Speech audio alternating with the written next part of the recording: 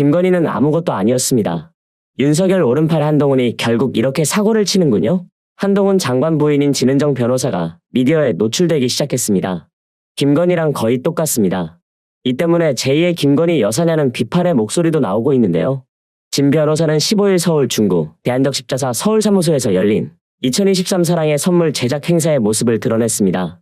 공개 활동을 보인 것은 한동훈이 지난해 5월 취임한 이후 약 1년 반 만에 처음입니다. 해당 행사는 예년부터 장 차관 등 국무위원, 주한 외교대사 부인 등이 참석해왔으나 이날 진 변호사가 처음으로 모습을 보이면서 관심을 끌게 된 건데요.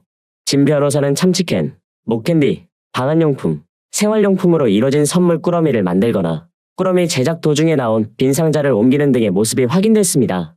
마치 대통령 영부인이나 정치인들이 하는 걸 공개했다는 건데 이게 참 이상합니다. 한동훈은 국무위원 가족은 적십자 관련 봉사활동을 오래전부터 모두 다 해왔다. 통상적인 활동 같다고 강조했는데요. 누가 봐도 이상한데 아무렇지 않다는 식입니다.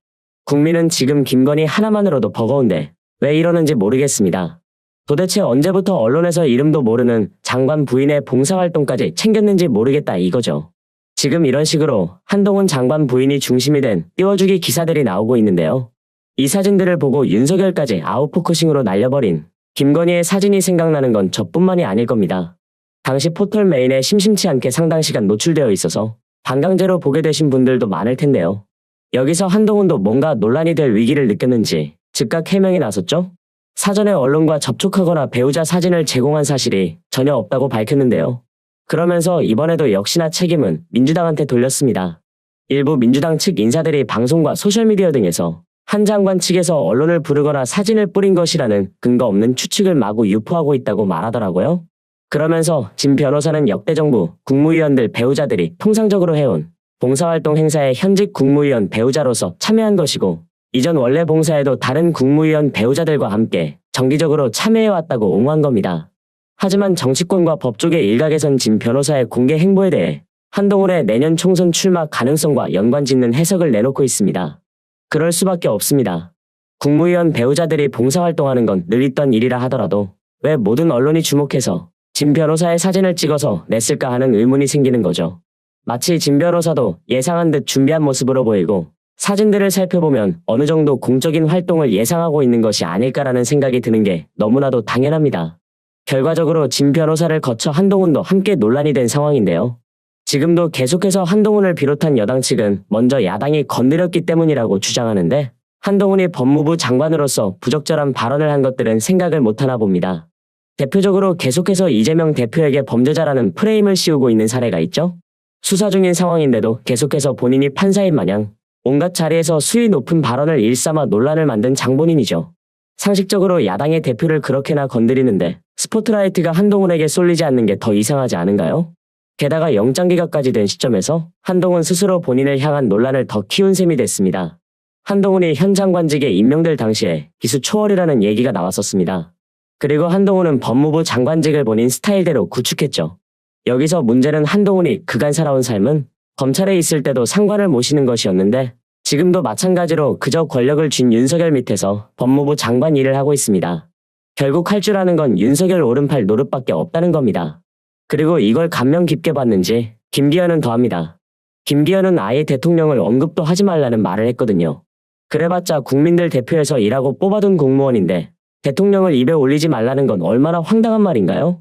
본인이 모시면 다른 국민들도 대통령을 신처럼 모셔야 한다는 건가요? 이러니까 무능한 인간이라는 소리를 듣는 건데 실제로 김기현이 직접 한 말을 그대로 인용해 드리겠습니다. 대통령 측으로부터 소신껏 일하라는 신호가 왔다.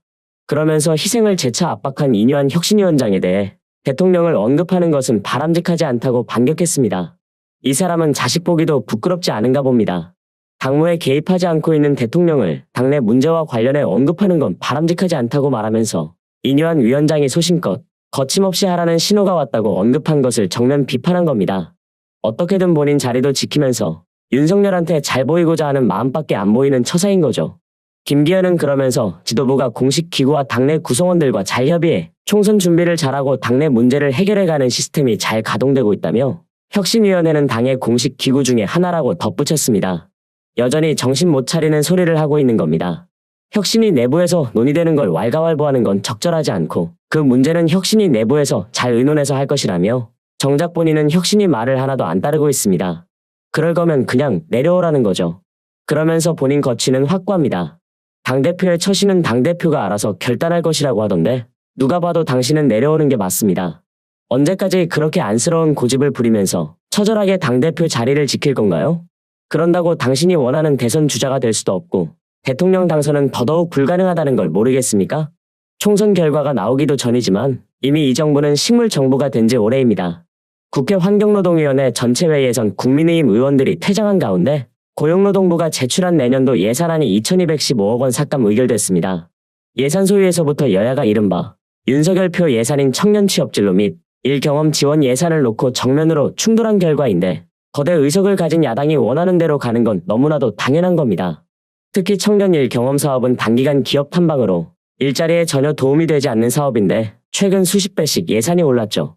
이날 소위에서는 민주당이 단독으로 해당 예산을 전액 삭감하자 국민의힘은 반발하며 퇴장했습니다. 본인들이 이런 상황을 만든 것에 대해 인지를 못하고 있나 봅니다.